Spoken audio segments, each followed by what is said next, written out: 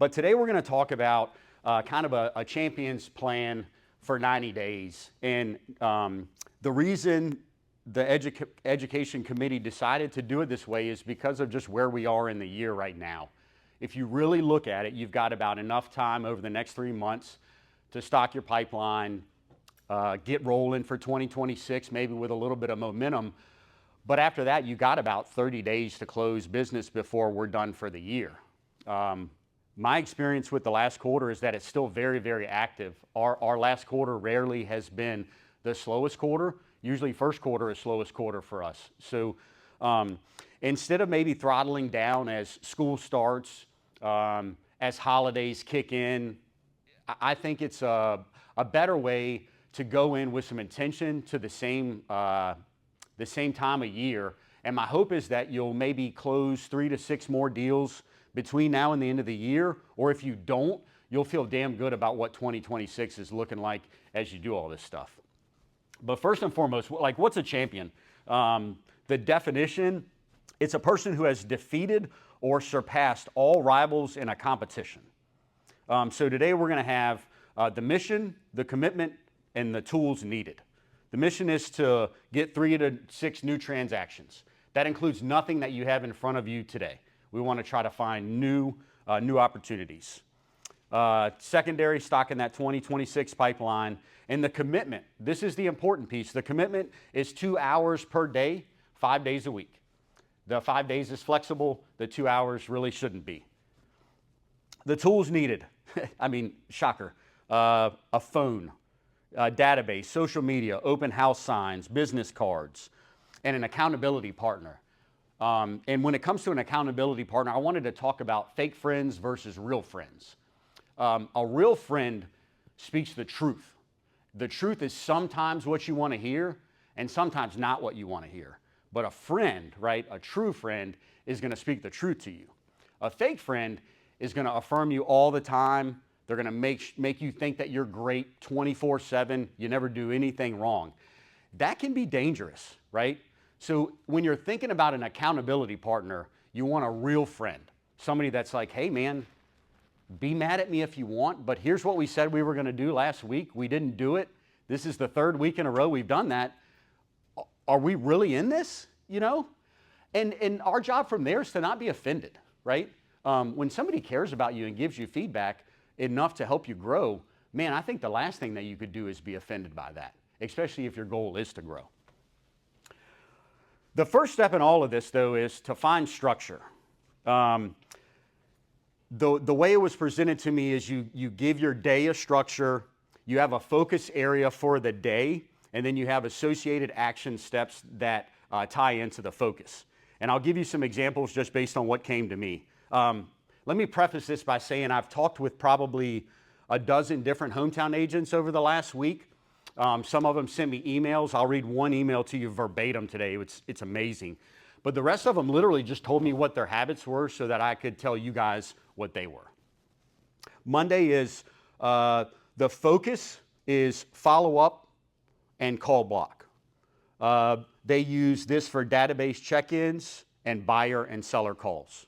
And that's it. Tuesday is farming and community. This person tries to go to events, they volunteer in the community, and then they try to do something with flyers in a neighborhood. I'll talk a little bit more about that as the class goes on. Wednesday is past client and database love fest, birthdays, anniversaries, and then this person said big news. Find out people that have big news, call them, congratulate them, a little love fest.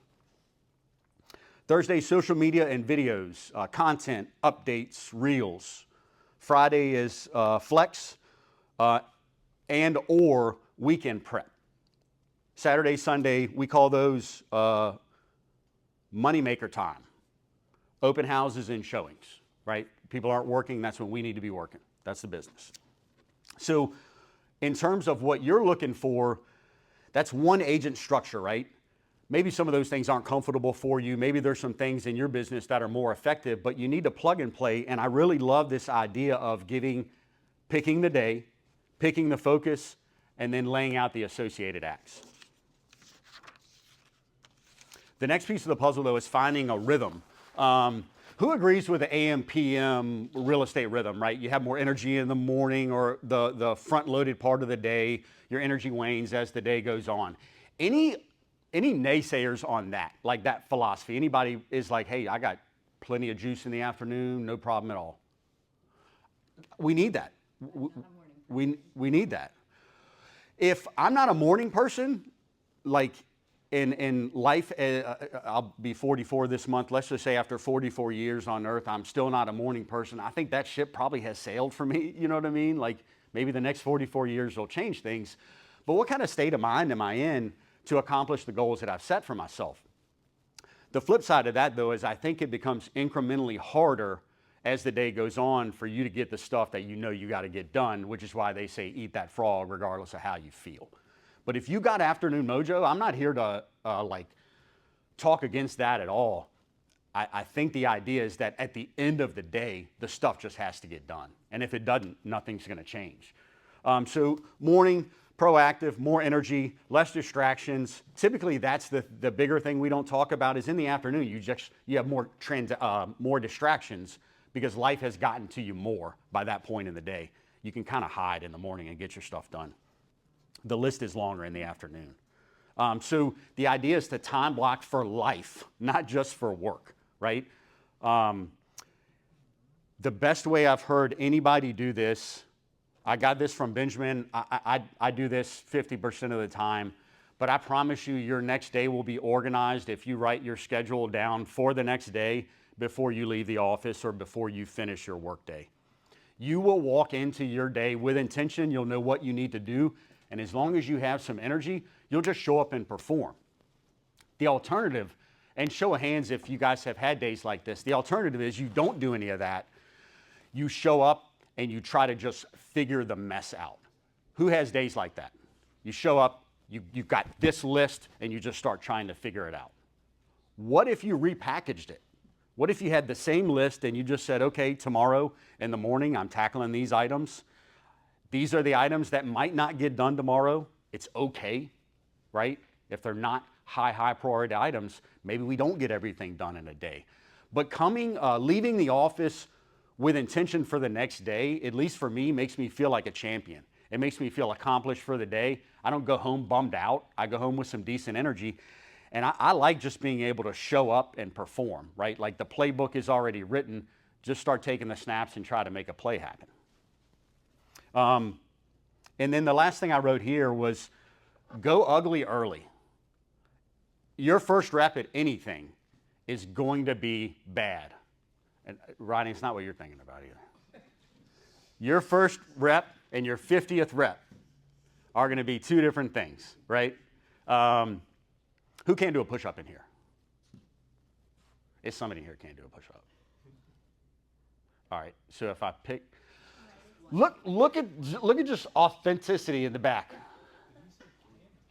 Cannot do a push-up.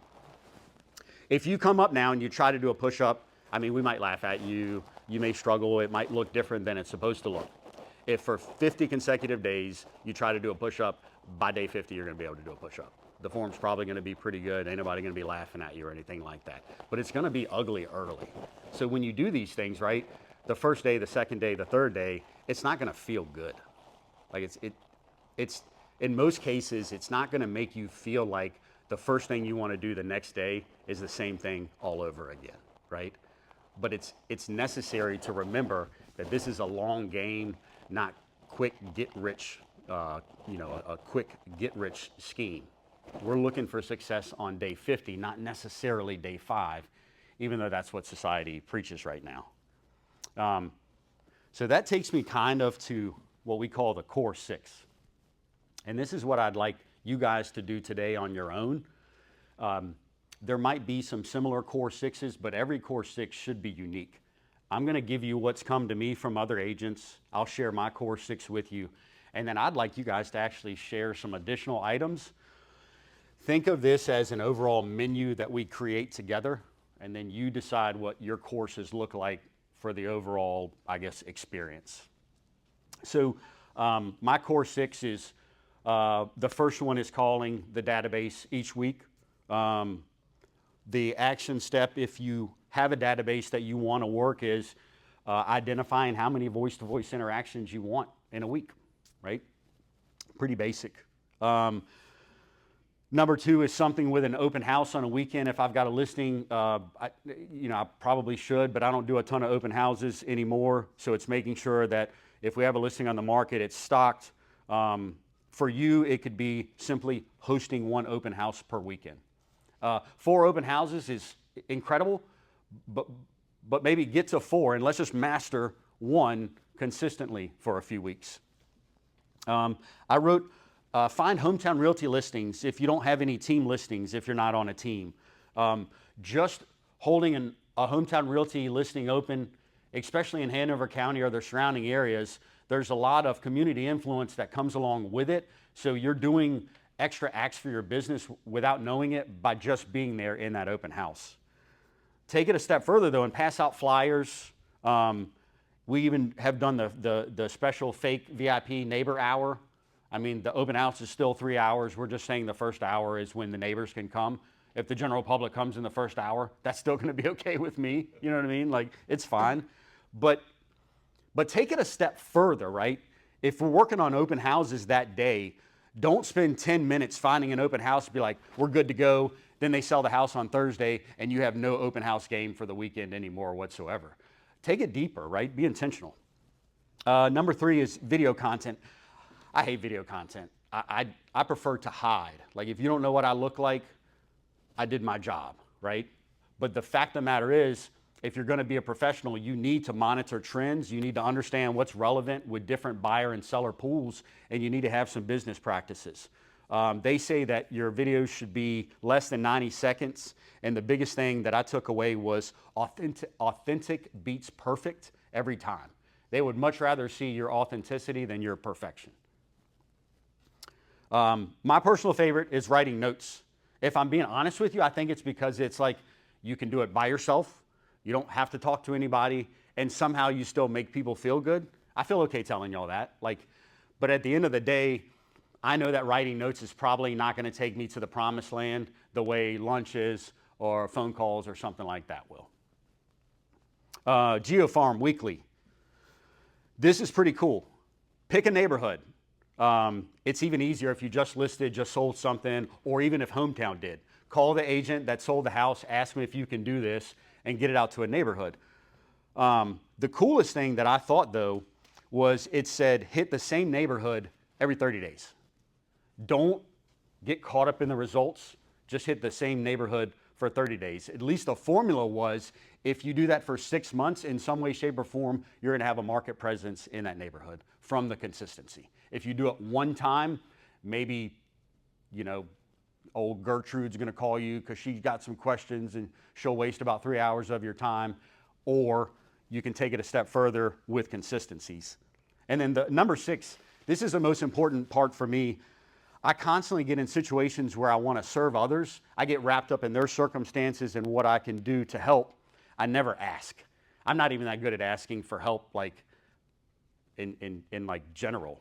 But the craziest thing we do as realtors is we put all this time and money and anguish, mental efforts into something, and we ask for nothing. How many people have been to a lunch or happy hour that they paid for with somebody, had great conversation, never had a single ask for their real estate business? Right? Can anybody tell me why we don't ask? You don't want to sound like the average agent. Don't want to sound like a salesman. Don't want to be that guy, right? I think a champion gets pissed off and is tired of losing to the guy or girl that does ask. You know what I mean? So I try to remind myself, man, like, what if this week the exact same thing is happening? I'm here with a buddy from college. He meets another buddy from college later this week who's a realtor, and they have the same experience. And the only difference between the two experiences is the ask. Who's going to win? I mean, I'm from Petersburg, right? I'm not the smartest guy, but I know who's going to win that one. The person who asks. So it says, ask boldly and strategically. It says one thing you can do as a modified ask is you can offer spotlights. And I think this is pretty cool because I like celebrating people.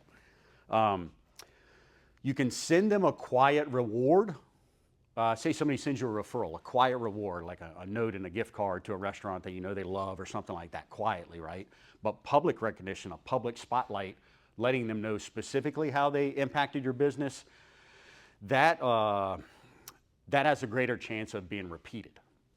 So one of the action steps I was going to ask you to do is to publicly celebrate somebody that has supported your business over the last month, and do that in the next week if you can.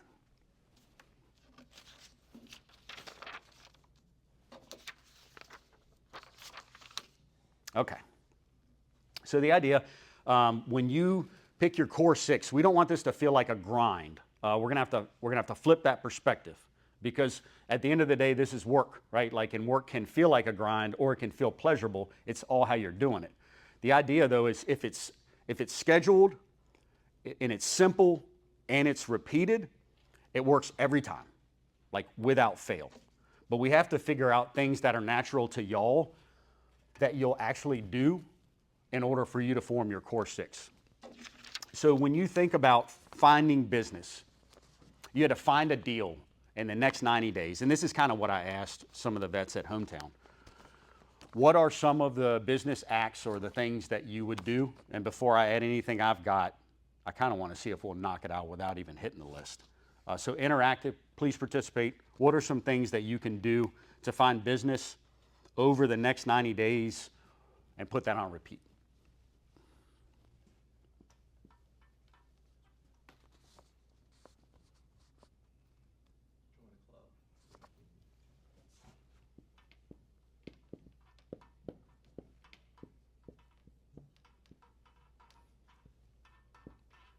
I mean, somebody had to break the ice. I appreciate it. It started to feel a little thick. Let's go, Wade. Do a little cold calling? Oh, stop that, Wade.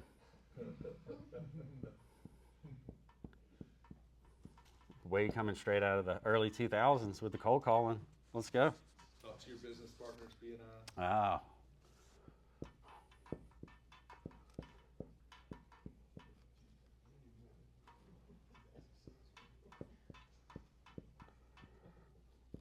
Volunteer kids sport function. Now we're talking.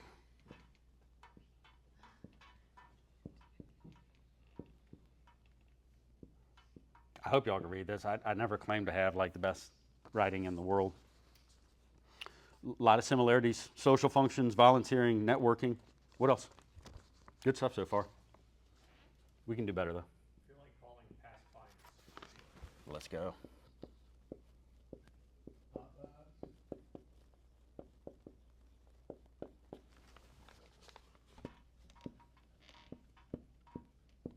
Every time we say pop buys now, I just try to resist the urge to be corny and be like, not pop buys, you know what I mean? Like, okay, long. What else?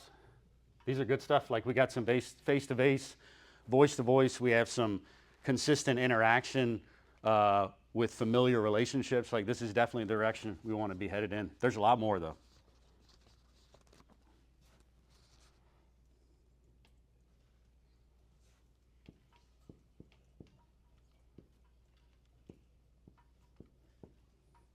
Open houses. Feel like those are coming back in style. What about gift giving? Is gift giving a way to grow your business?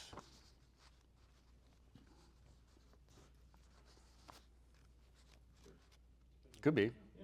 Yeah, I mean, I don't think you should spend all your money and just like make it rain like Santa Claus out there. You probably go broke that way. But rewarding. send referrals. Gonna, There's like that 212 saying like, what is rewarded is repeated. You know, I also think it's just a little extra mind space that you can take up if you reward them for something they did for you. It doesn't even have to be expensive either. Like, I do dollar scratchers for birthdays, And like my favorite thing, I think no one's won more than like $10 in like 17 years of real estate. But if they win $2, they call you and they're all jacked up about it. You're like, dude, like what can you even buy with $2? But they're still stoked. You positively impacted them, right? What about anybody do? This was from last week. CEO time. Anybody remember what CEO time is, or can anybody guess what CEO time might be? Think job, think business, right? So CEO time.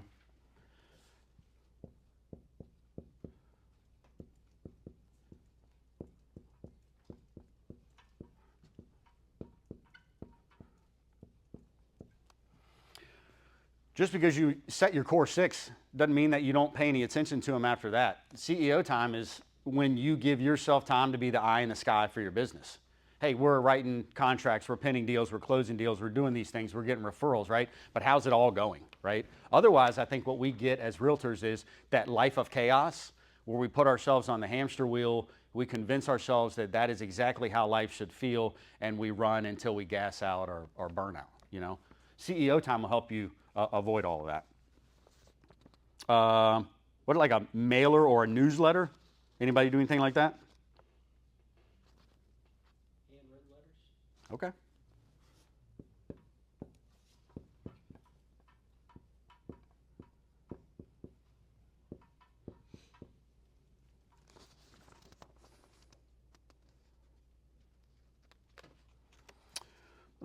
Let's see.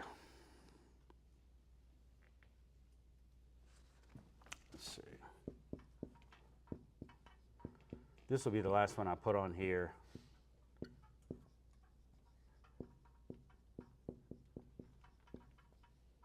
And then I'll read some of the things that agents sent me. Big Seven. Big Seven is kind of like when you put somebody in your database, regardless of what CRM you use, you understand the most important things that there are to know about that person, right? Like how do you impact that people? How do you impact that person? How do you meet their people? How do you become more of a part of their life?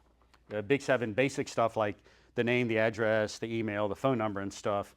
A step further, find out when their birthday is, right? So you have annual contact with them, annual face-to-face reason. We try to take it a step further though, and now tapping more into like who are they employed by and what do they do for a living. Through this exercise, I realized a bunch of my buddies have either transitioned into a different like sector of the industry they've always been in, or some of them have gotten laid off doing something completely different. That stuff just doesn't come up because unless it's a positive event with a job, they're not going to tell you much about that, right? Because it shows them as a failure, it makes them look less than perfect, and we only want to show 20% of who we are. So the biggest thing with the Big Seven, though, is finding out the information and then using it. One way you can use your database is to just lean on them. Once you know what they do, you know how they can help you in addition to you helping them. So keep the Big Seven in mind. I'm going to read something to you, and he told me this was okay, but probably the best answer I got when I reached out was from Stoney Marshall. And show of hands, who does not know Stoney? Okay, good. So since y'all know him pretty well, you'll understand where he's coming from on this. And bear with me. Over the years, I have met with my builder and investor clients between now and October. Typically, I discuss goal planning for the following year with these clients. This allows our team to form obtainable goals based on our client list, since so much of what we do is around builders and investors.